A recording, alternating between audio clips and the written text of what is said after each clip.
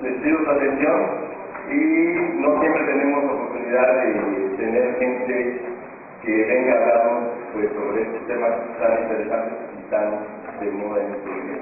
Entonces, por favor, un aplauso para el maestro Pablo Campos.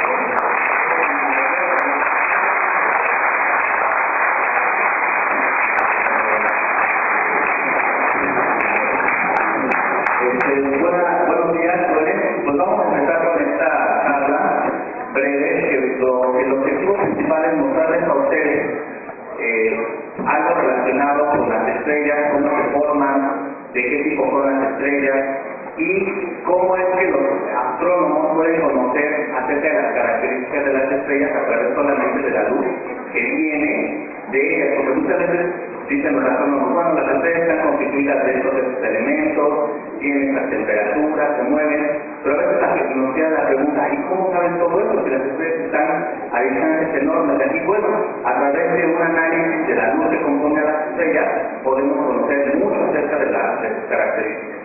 Vamos a empezar. Bueno, una definición muy grande y general de una estrella, podemos decir que es una enorme esfera de gas aislada en el espacio que produce energía en su interior, la cual es transformada, transportada sobre una superficie y irradiada desde ahí hacia el espacio en todas direcciones.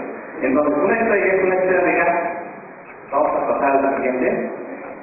Una esfera de gas que se produce porque de repente en el espacio hay cúmulos de gases, principalmente el hidrógeno o polvo estelar, que de repente empieza a acumular, empieza a caer, se dice a caer sobre sí mismo o a atraer a sí mismo. Imagínense que tenemos conjuntos de polvo de gas y de repente empiezan a chocar, empiezan a generar atracción hacia ellos mismos con otros gases que empiezan a juntarse hasta que forman estrellas enormes de dimensiones gigantescas. La explico, por favor. Bueno, una definición como más sencilla sobre una estrella que nos dice Pumba en el Rey León es una estrella es una gigantesca bola de gas brillante en el espacio por reacciones nucleares. Sí. Bueno, ahora vamos a hablar bien de cómo están constituidas en el interior de las estrellas y cómo es que generan sus procesos de fusión nuclear para generar toda la energía que después se mandan al espacio. Lo primero que les quiero mostrar es que las estrellas tienen diferentes tamaños. Los tamaños de las estrellas dependen de la cantidad de materia con la cual ellas se formaron. Miren, hay estrellas muy chiquitas como las M, que están de este lado, hay estrellas muy grandes como las O. ¿Ustedes de qué tamaño creen que sea el Sol? Por ejemplo, con las letras que ven ahí, y los colores que tienen las estrellas, porque también dependiendo del tamaño del color de la estrella, y ahora vamos a ver de qué depende el color de la estrella, porque no todas las estrellas son azules. Las estrellas varían casi desde el rojo hasta el azul, pasando por todos los colores del arco iris. Pero el Sol, ¿de qué tamaño creen que sea de acuerdo a los colores y el tamaño que ustedes pueden ver ahí? La A, la B, la A, la O. Bueno, el Sol es caracterizada como una estrella mediana, cuya coloración es naranja amarillenta por la cantidad de hidrógeno que está quemando y se clasifica en la G. O sea, vean el tamaño del Sol en la G. Es una estrella de tamaño mediano, no es tan gigantesca como la que tenemos acá. Aunque nosotros vemos las estrellas como pequeños puntitos, hay unas estrellas que son cientos o miles de veces mayores que nuestro Sol. Vamos a pasar a la siguiente, por favor. Bueno, ¿cómo nace una estrella? De repente en el espacio, aparte de tener cúmulos de estrellas, tenemos en general una serie de regiones con alta densidad de gas y de polvo estelar. El universo está completo, está relleno de este gas estelar por todas partes. La sigue, por favor.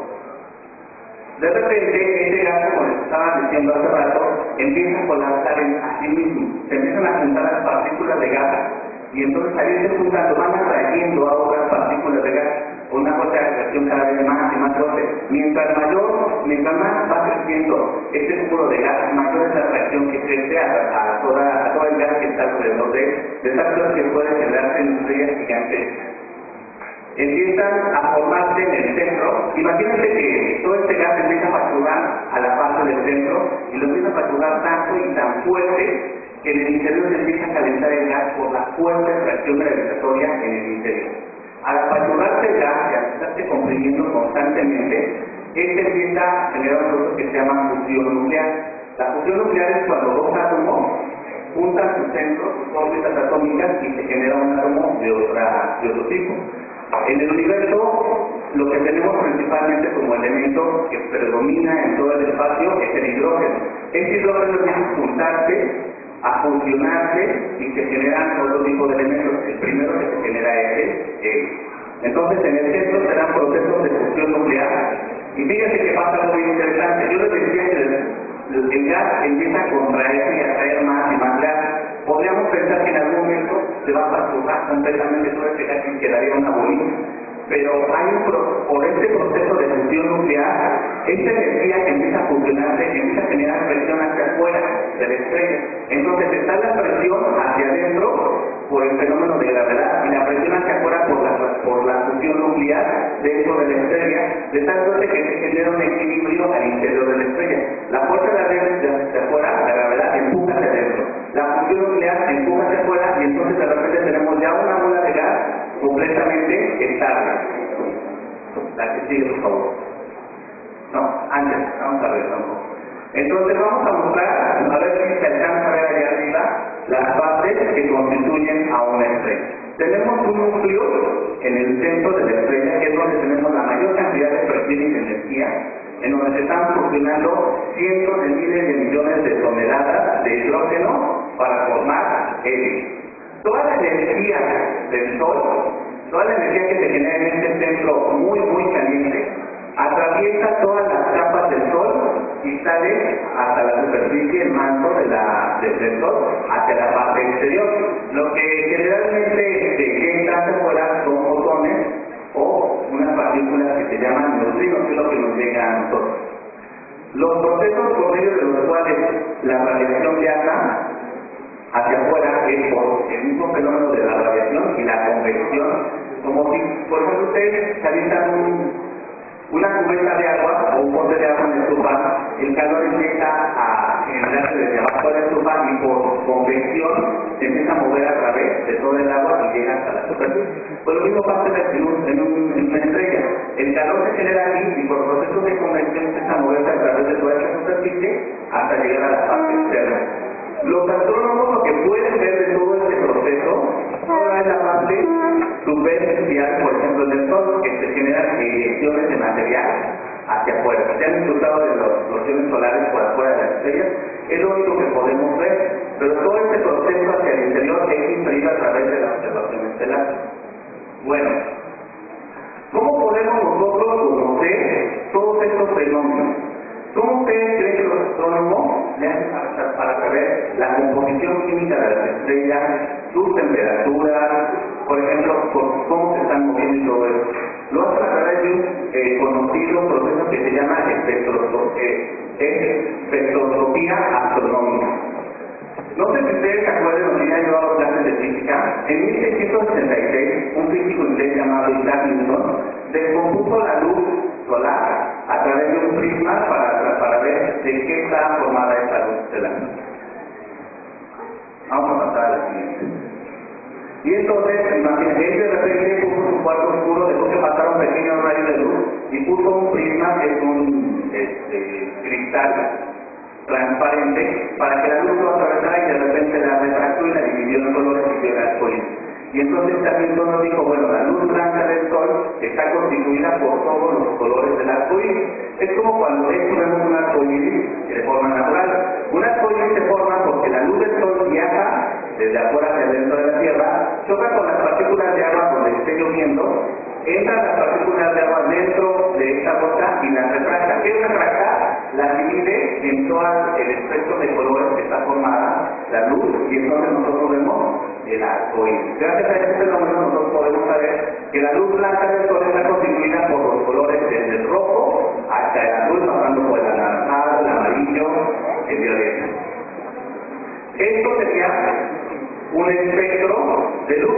Si nosotros pasáramos un rayo de luz de solar a través de un prisma, podríamos tener toda esta gama de colores. Bueno, pues los astrónomos se les ocurrió que lo mismo podíamos hacer con la luz que nos viene de las estrellas. A través de una serie de rejillas refractivas podemos dividir la luz que nos llega de las estrellas. Y entonces imagínense que pasa eso, ¿no? Tenemos una estrella a la distancia que ustedes quieran que está emanando toda su radiación.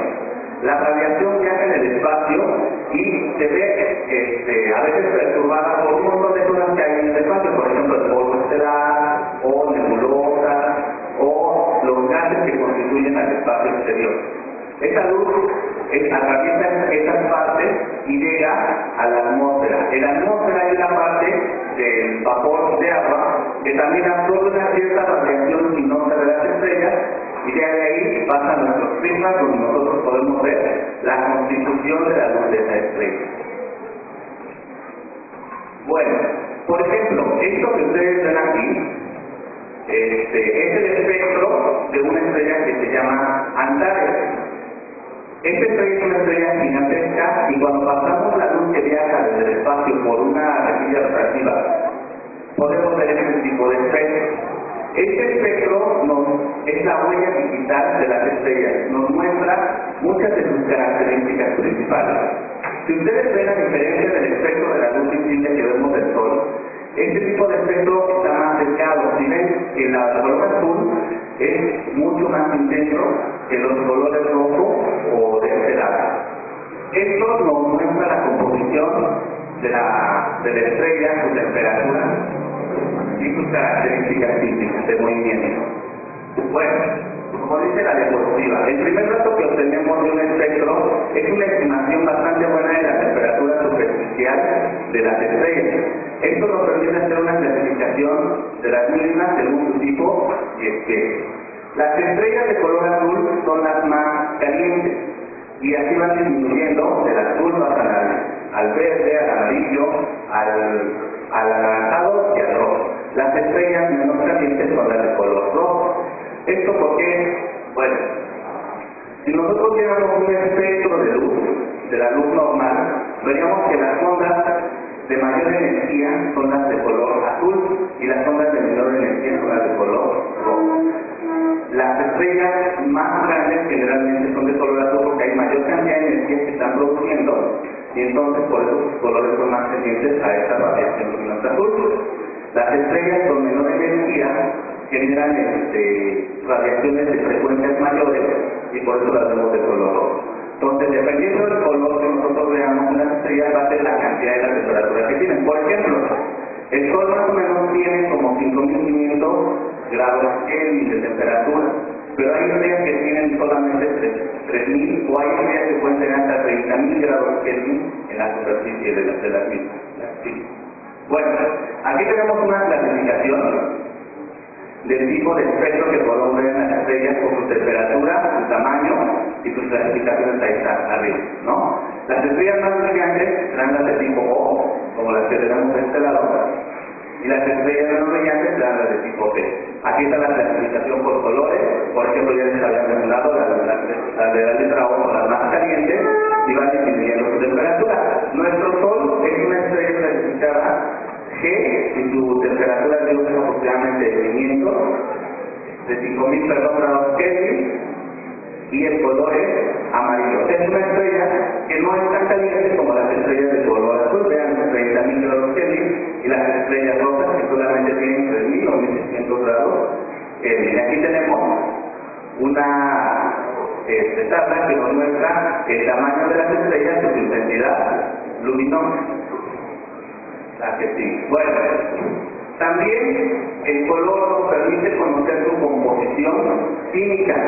Por ejemplo, las estrellas de color azul, cuando nosotros pasamos por una rejilla de difracción, esta luz que viene de estas estrellas, podemos ver que los componentes principales son el hidrógeno, el helio, el oxígeno y el nitrógeno en las estrellas azules, que generalmente tienen las temperaturas más grandes.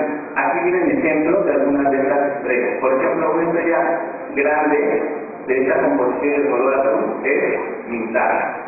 Y aquí para cada clasificación tenemos algún tipo de color particular, su composición composición química y su temperatura. Por ejemplo, las blancoazuladas están compuestas principalmente de helio e hidrógeno, sus temperaturas van alrededor de los 15.000 grados Kelvin, y un ejemplo de estas estrellas son de qué. Las estrellas de tipo A, que son las de color más blanco, su composición principal es el hidrógeno, su temperatura alrededor de 9.000 grados Kelvin, y ejemplos de estas son Vega y Venere. Las estrellas tipo F son las blanco-amarillo, composición química principal es hidrógeno y potasio, su temperatura principal oscila entre los 7.000 grados, y estos son los ejemplos: Canopus, Polar y Procyon. Las estrellas tipo G, como el Sol, son de color amarillenta, van de el hidrógeno y el potasio, tienen también calcio, temperatura es de 5.500 grados, el Sol es un ejemplo, y café es otro. Las estrellas de tipo K son las de tipo anaranjada, su composición principal es de calcio y otros metales, y las temperaturas oscilan entre los 4.000 grados. Ejemplos son Aldebarán y Aristóteles. Y la M, que es la roja, sus principales componentes son el óxido metálico, temperaturas son de las más chiquitas, que son 3.000 grados, y ejemplos de estas son Antares y Betesio. Bueno, no sé si ustedes han escuchado de una teoría muy famosa acerca de la formación del universo que se llama el Big Bang, que dice que el universo se generó en un espacio, del universo explotó y empezó a expandirse, y de hecho seguimos en una etapa de expansión del universo, de tal suerte que todos los objetos se están alejando. Imagínate que ahorita, así como estamos todos nosotros, de repente nos moviéramos en todas direcciones, hacia todos lados, de repente nos empezaríamos a expandir y nos iríamos alejando unos con respecto a otros, de tal suerte que cada vez estuviéramos más lejos nosotros. Bueno, eso está pasando con las galaxias, con el universo en general. Estaban concentrados en un punto, están expandiendo. La pregunta es: ¿cómo podemos saber que efectivamente el universo se está expandiendo? Bueno, pues es muy sencillo. Lo que hacen los astrónomos es ver cómo las estrellas o las galaxias se están alejando de nosotros, de nuestra galaxia o de nuestro planeta, y se van alejando. Pero ¿cómo pueden ver que se mueven? Porque si nosotros vemos el cielo, todas las noches de hecho lo vemos igual y las estrellas parecen ser las mismas. Cuando nosotros hacemos un espectro de las estrellas, vemos de repente que ese espectro, aunque está formado de diferentes colores, tiende más a ciertos colores en particular, por ejemplo, al rojo o el azul. Hay un efecto en la física que se llama efecto Doppler, y no sé si lo han escuchado antes, pero bueno, este efecto Doppler lo que nos dice es que cuando un objeto se está moviendo con respecto a otro que está quieto, el objeto que está quieto puede percibir, por ejemplo, el sonido de ese cuerpo que se está moviendo de forma distinta dependiendo del punto donde se encuentre el objeto que se está moviendo. ¿Cómo es esto? Imagínense que yo estoy parado aquí y en la avenida que está hacia afuera viene una ambulancia. No sé si ustedes han escuchado una ambulancia, una patrulla, que cuando se acerca a nosotros tiene un sonido como más agudo, más chillón, y cuando se aleja el sonido es más grave, más fuerte, como más así, grave, pues, ¿no? Se escucha diferente. Cuando viene se escucha más agudo y cuando se va se escucha más grave. ¿Esto por qué pasa? Cuando viene la ambulancia está emitiendo ondas sonoras hacia nosotros, pero imagínense que una onda sonora viene a esta distancia, la ambulancia va viajando y de repente manda otra onda sonora hacia enfrente, pero la manda más adelante. Entonces las ondas sonoras van viajando y la ambulancia las va siguiendo, de tal suerte que las ondas van viajando muy pegaditas. Esto hace que las ondas sonoras sean agudas. Sin embargo, cuando se aleja la ambulancia, manda una onda sonora y luego la otra la manda a una distancia mucho mayor y las ondas son de mayor tamaño y por eso las escuchamos más graves. Bueno, pues cuando nosotros tenemos un espectro, si una estrella se está moviendo, la luz que nos manda va a tender más al rojo si se está alejando de nosotros. Pero si la estrella se está acercando hacia nosotros, va a tender más al azul por ese efecto que se llama Doppler. Entonces, gracias a este tipo de efecto, de la información de la luz que nos mandan las estrellas, los físicos pueden saber si una estrella se está alejando o acercando. Si el espectro de la estrella en general tiende más al rojo, decimos que la estrella se está alejando de nosotros. Pero si el espectro tiende más al color azul o al violeta, la estrella se está alejando.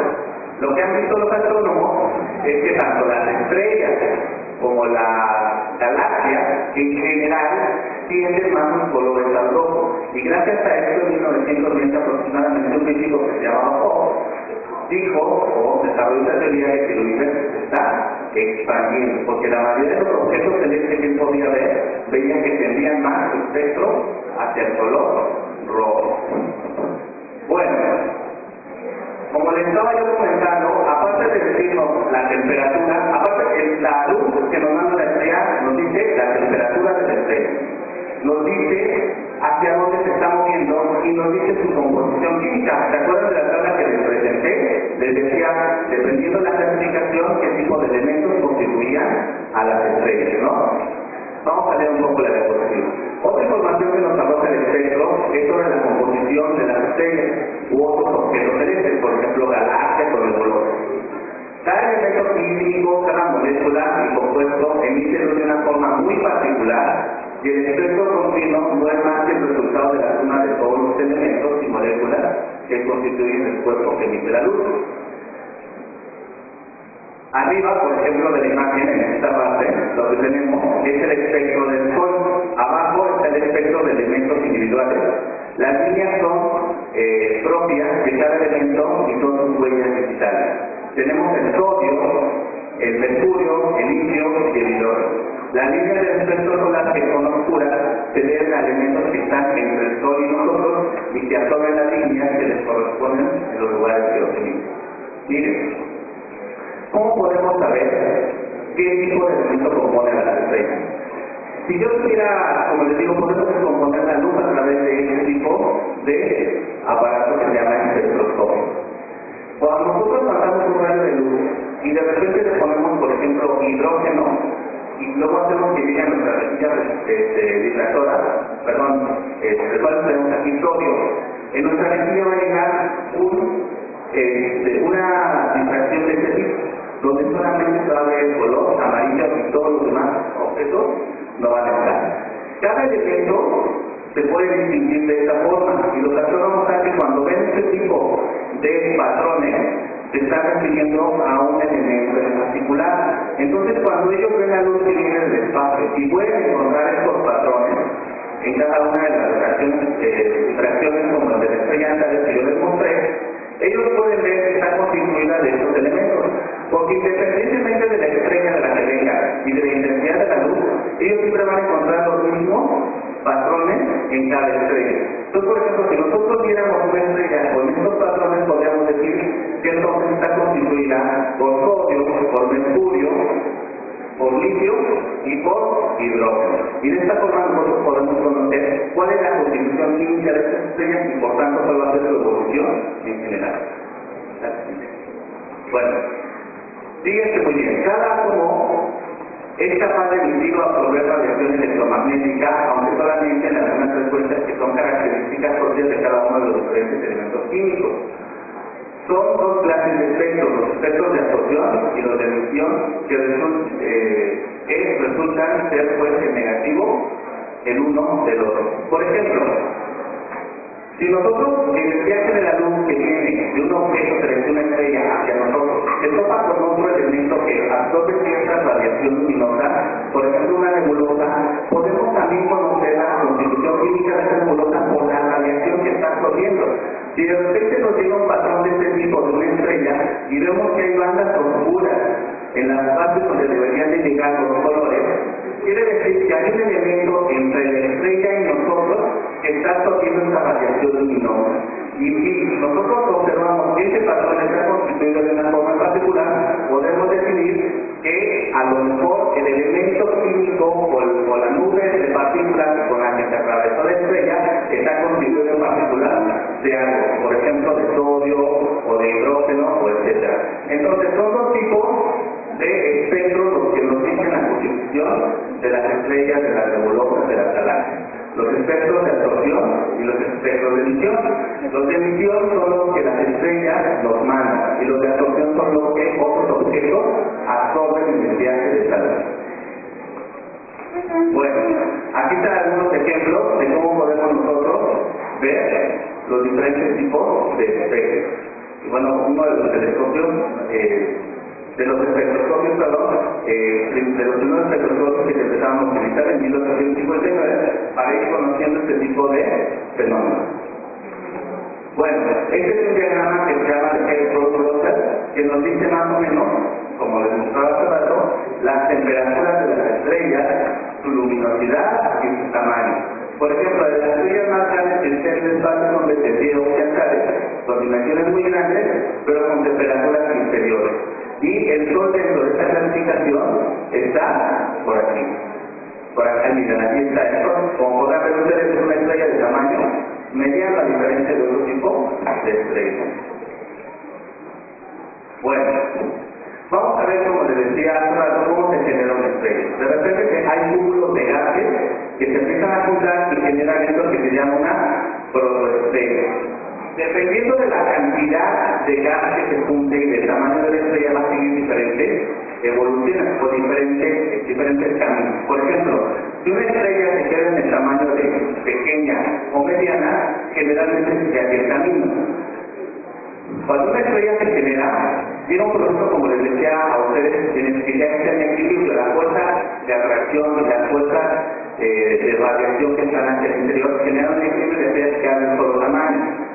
La vida de una estrella, el 90% de la vida de una estrella se queda en un solo momento, se llama secuencia principal, y están quemando su combustible.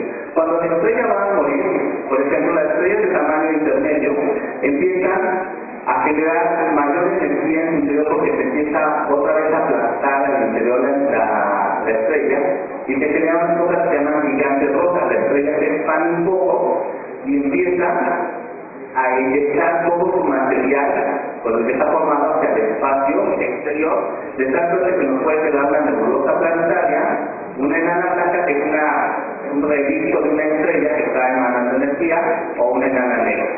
Esto es para las estrellas de tamaño pequeño y mediano. Para las estrellas gigantes, se genera una cosa que se llama supernova. La estrella es muy grande, tiene muy poco tiempo por la cantidad de energía que están generando. Como tiene mucho combustible, lo queman más rápido y esto hace que rápido pasen por todos los ciclos de evolución estelar. Cuando las estrellas gigantes terminan su ciclo de vida, generalmente lo que hacen es explotar y generar una explosión gigantesca que se llama supernova. La supernova, después de donde estaba la estrella, puede acabar en una estrella de neutrinos o generar un agujero negro, que es una especie como de espacio-temporalidad del espacio con una fuerza de atracción gravitacional que atrae toda la materia galáctica. Bueno, más o menos el periodo de vida de las estrellas dependiendo de su tamaño. Las estrellas más pequeñas pueden durar aproximadamente alrededor de 1.000 millones de años. De hecho, estas estrellas se acaban convirtiendo en enanas negras en su etapa final, y en la actualidad no se conoce en términos reales una estrella que haya pasado por este periodo, porque la edad del universo no es tan grande como lo que podría alcanzar una estrella de ese tamaño. Entonces solamente esta idea sobre la evolución de estas estrellas se conoce teóricamente porque no se analiza. Las estrellas de tamaño intermedio pueden durar entre miles y decenas de miles de millones de años, se convierten en gigantes rojas y acaban como enanas blancas. Una estrella de este tipo es el Sol. Este va a ser, de hecho, el destino de nuestro favorito. Esta es la secuencia principal. Dentro de 5.000 millones de años aproximadamente, el Sol se va a volver una gigante roja, va a crecer, se va a comer a Mercurio, a Venus, a la Tierra, la va a destruir, por así decirlo, y va a explotar y va a acabar convirtiéndose en una enana blanca. Y las estrellas de mayor tamaño, las gigantescas, duran menos tiempo porque, como les decía, tienen mayor material para quemar y entonces se acaban más rápido. Ellas duran solamente unos cuantos millones de años, se producen supergigantes en su etapa final de vida y de ahí explotan como supernovas y se generan agujeros negros y estrellas de neutrinos. Bueno, ya están algunos ejemplos más o menos, algunos esquemitas de qué pasa con las estrellas. Como el caso para que les mostré, pero con imágenes para que sea un poco más claro, ¿no? Acaban en nebulosas, en enanas negras, agujeros negros, la supernova, que también pueden crear una estrella de neutrinos a partir de una supergigante roja. Y bueno, aquí tenemos algunas imágenes. Y bueno, por mi parte es todo. A lo mejor es mucha información, pero les espera una vaga idea de cómo es que las estrellas nacen, viven, se mueren y cómo los astrónomos pueden conocer sus características principales. Bueno, eso sería todo. No sé si tienen alguna pregunta, alguna duda.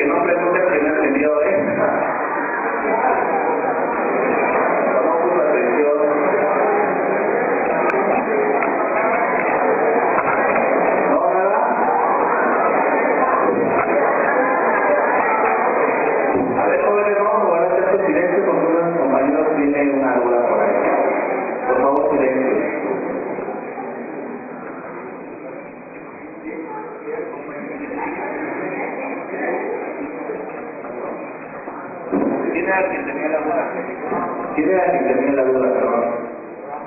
¿Nadie? Ya miren. ¿Cómo?